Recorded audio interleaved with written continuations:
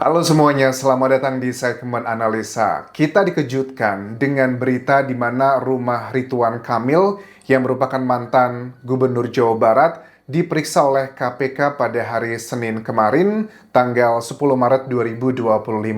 Yang ngebuat kita terkejut adalah karena kan ini dugaannya terkait dengan kasus korupsi di Bank Pembangunan Daerah Jawa Barat dan Banten atau BJB. Yang ngebuat aku heran gini ya, setahu aku Ridwan Kamil yang sempat eh, beradu politik ya di Jakarta pada pilkada lalu, ini kan dekat sama partai penguasa. Ada 12 partai yang mendukung Ridwan Kamil, salah satunya ya dari Gerindra, ada juga Partai Golkar, PKS, terus Partai Nasdem, PKB, PSI, Demokrat, dan banyak lagi. Ada 12 partai di sana. Bahkan juga kita bisa melihat kedekatan foto-foto dengan penguasa saat ini. Apakah ini adalah indikasi bahwa Pak Prabowo itu tidak tebang pilih gitu loh. Pokoknya kalau kamu ketahuan melakukan hal yang tidak pantas, apalagi merugikan negara di atas 1 miliar, karena apa? KPK itu secara aturan bisa melakukan pemeriksaan kalau kerugian negara itu minimal 1 miliar. Nah, artinya dugaannya adalah kalau memang KPK sudah melakukan penggeledahan ke kediamannya Ridwan Kamil, kerugian negara itu sudah pasti di atas 1 miliar begitu. Bahkan pada saat penggeledahan tersebut, Ridwan Kamil pun melalui surat pernyataannya memberikannya ke sejumlah media massa. Ada 3 poin yang disampaikan di sini. Pertama katanya begini, bahwa benar kami didatangi oleh tim KPK terkait perkara di BJB. Itu yang pertama.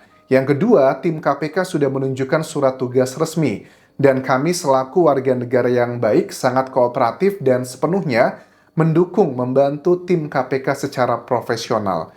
Yang ketiga, hal-hal terkait lainnya kami tidak bisa mendahului tim KPK dalam memberikan keterangan. Silakan insan pers bertanya langsung kepada tim KPK, Ridwan Kamil. Oke, ada beberapa hal yang sudah disampaikan dari KPK. Juru bicaranya, Tessa Mahardika, mengatakan bahwa ini adalah penggeledahan ke rumah Ridwan Kamil itu berdasarkan keterangan dari 5 orang tersangka dari kasus perkara kasus korupsi di Bank BJB ini, teman-teman. Jadi ini berdasarkan laporan audit Badan Pemeriksa Keuangan atau BPK yang menemukan kejanggalan penggunaan dana promosi di bank milik pemerintah ini, teman-teman. Dugaannya itu adalah markup dana iklan periode 2021 sampai 2023, nilainya sampai saat ini sekitar 200 miliar rupiah. Nah, nilainya berdasarkan temuan dari BPK adalah nilai uang yang dibayarkan ke media itu lebih kecil dibandingkan dengan anggaran Bank BJB. Ya, ini masih menjadi salah satu poin karena kalau waktu itu kan Ridwan Kamil sebagai Gubernur Jawa Barat, pastinya dia punya jabatan ya di Bank BJB. Aku nggak tahu jabatannya apa. Apakah sebagai komisaris, ataukah sebagai dewan pengawas, atau seperti apa. Nah, ini ada beberapa hal yang kita juga pengen tahu nih. Kenapa KPK melakukan penggeledahan di rumahnya Ridwan Kamil? Kalau keterangan dari Jamin Ginting, pakar hukum yang salah satu cukup cerdas menurut aku, mengatakan begini bahwa biasanya kalau sudah ada penggeledahan di suatu tempat, rumah yang digeledah itulah kemungkinan besar yang akan menjadi tersangka. Oke, maksudnya seperti apa, Pak Jamin? Coba kita simak cuplikannya berikut ini. Jadi saya lihat tadi dasarnya sudah ada penggeledahan, artinya sudah ada penetapan tersangka dan orang yang rumahnya digeledah, ya itulah rumah yang kemungkinannya sudah jadi tersangka begitu. Ya karena sudah ada upaya paksa kan, prosesnya terhadap penggeledahan itu sendiri. Alasannya karena sudah ada upaya paksa. Ya, penggeledahan itu adalah upaya paksa kan. Kalau dibilang, Mbak, boleh nggak saya geledah rumahnya dikasih tahu lebih awal atau in advance gitu. Itu kan bisa ada koordinasi, tapi kan sama sekali tidak ada koordinasi.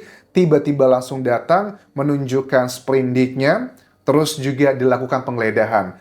Kemudian, apalagi yang dilakukan pada saat penggeledahan tersebut? Begitu. Yang pertama. Yang kedua, ternyata dari saya lihat di sini, Pak Ridwan Kamil ini kan bagian dari partai yang penguasa ya. Jadi saya lihat ada faktor kenapa gitu. So, pada umumnya partai penguasa pada umumnya steril gitu ya. Oke, ini unik juga nih. Ya, dari Pak Jamin gitu bilang bahwa biasanya kalau yang dekat dengan partai penguasa itu steril begitu. Nah, kalau aku sih menilai bahwa di pemerintahannya Pak Prabowo itu kalau Anda pengen yang namanya steril atau kebal hukum ya jangan melakukan tindak pidana. Dengan azas praduga tak bersalah, kita juga nanti akan dengarkan bagaimana keterangan dari KPK apakah Ridwan Kamil menjadi tersangka atau justru hanya menjadi sebagai saksi kunci. Ini kan bisa menjadi potensi kemungkinan ya teman-teman. Ada bahaya terkait dengan KPK. Ini suatu berita yang cukup mengejutkan juga karena Ridwan Kamil yang diusung oleh Pak Prabowo ternyata bisa juga diambil oleh KPK. Apa tujuannya apa sih ini? Saya juga kurang paham ini maksudnya. Apa sampai kesalahan besar apa Pak Ridwan Kamil sehingga dia harus bisa diperiksa oleh KPK sendiri. Kesalahan besar apa yang dilakukan Ridwan Kamil kalau memang sampai akhirnya dipegang oleh KPK? Nah, biasanya sih kalau, ya kita lihat nanti ya proses seperti apa. Tapi biasanya kalau KPK sudah melakukan penggeledahan, biasanya itu nggak nyampe 2 hari, 3 hari, sudah ada rilis resminya, bahkan juga langsung ada penetapan tersangka. Nah, terus juga kan kita baca di banyak media dan juga keterangan di media nasional ya, bahwa sekarang katanya sudah ada 5 tersangka, Anjas. Itu siapa aja para tersangkanya? Sampai saat ini masih belum dirilis resmi dari KPK, tetapi 5 tersangka inilah dari keterangan mereka yang menjadi dasar untuk melakukan penggeledahan di rumahnya Ridwan Kamil. Biasanya, kalau aku lihat dari banyak kasus yang ditangani oleh KPK, pada saat mereka melakukan penggeledahan di sebuah tempat, yang dicari itu biasanya kayak barang buktinya uang cash. Kira-kira uang cashnya ada berapa? Karena biasanya kalau di kasus-kasus korupsi, mereka tuh suka melakukan transaksi menggunakan uang cash agar tidak terdeteksi. Kayak kasus-kasus yang lalu kan ya, yang di Harvey Muiz, atau juga bahkan ada oknum di salah satu pejabat penegak hukum yang totalnya hampir 1 triliun ya, dengan berbagai macam uang dari jenis berbagai negara gitu. Nah, karena memang biasanya kalau orang-orang yang uang-uangnya itu tidak bersih dalam tanda kutip, itu biasanya mereka menggunakan uang cash agar tidak bisa dideteksi. Kalau transfer kan bisa dicek ya. Kemudian juga barang bukti mungkin terkait dengan alat komunikasi. Mungkin aja ada keterangan dari para tersangka yang mengatakan, oh saat itu kami menggunakan komunikasi A, B, C, dan D, dicek nih nomor telepon misalnya, dugaannya. Pak Ridwan Kamil dicek nomor HP-nya, atau mungkin ajudan-ajudan atau orang yang biasa memegang komunikasinya Ridwan Kamil. Dicek ini, ada nggak pesan dari para tersangka? Coba kita lihat dong percakapannya seperti apa. Itu kemungkinannya. Kemudian juga terkait mungkin dengan dokumen. Nah, karena Ridwan Kamil juga menjabati posisi pastinya di bank pemerintah ini, kita nggak tahu apakah dia sebagai komisaris atau pengawas, dewan pengawas, itu biasanya apakah ada hubungannya pada saat ada dugaannya markup dana iklan periode 2021 sampai 2023. Kenapa begitu? Kok bisa seperti ini? Kalau seandainya ternyata nih misalkan bahwa, oh memang betul saya tanda tangan untuk dana promosi Bank BJB, tetapi saya tidak mendapatkan keuntungan apapun. Saya melakukan ini karena memang itu adalah strategi dari pemasarannya. Dan saya nilai itu baik ya. Kalau memang itu benar, ya nggak masalah. Tapi kan yang dipermasalahkan adalah begini teman-teman. Ini kan temuan dari Badan Pemeriksa Keuangan, dari anggaran iklan itu 200 miliar. Tapi pas dicek sama medianya, ternyata yang dibayar itu lebih kecil dari 200 miliar. Aku yakin nilainya pasti udah kayaknya ratusan miliar sih. Karena kalau cuma semiliar, 2 miliar, nggak mungkin. Nah, ini uniknya nih teman-teman. Kalau seandainya nih ya, kan dari media kan pasti ada pengecekan ya, juga berapa actual yang dibayarkan.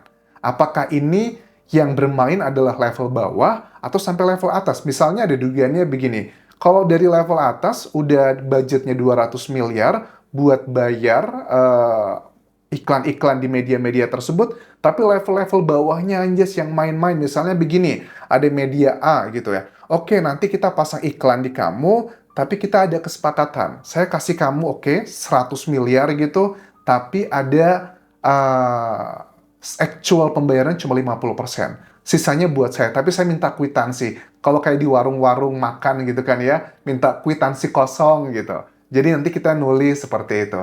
Dan sebenarnya praktek seperti ini tuh udah bukan lagi praktek yang baru di Indonesia. Dan kalau memang ini terbukti Ridwan Kamil terlibat, kayaknya memang luar biasa sih Pak Prabowo. Karena dengan statement dari Jamin Ginting, pakar hukum ini yang bilang bahwa biasanya dekat sama partai penguasa itu steril. Ini dibuktikan. Kalau memang kamu terlibat dalam sebuah kasus pidana, itu bakal diberantas. Nah, kemudian juga dari keterangan-keterangan yang aku lihat di sini, Ridwan Kamil pun juga pasti sangat hati-hati teman-teman. Aku lihat dari sosial medianya, tidak ada statement-statement atau apapun, dan apakah ini pure adalah proses penegakan hukum, ataukah ini ada hubungan dengan politik.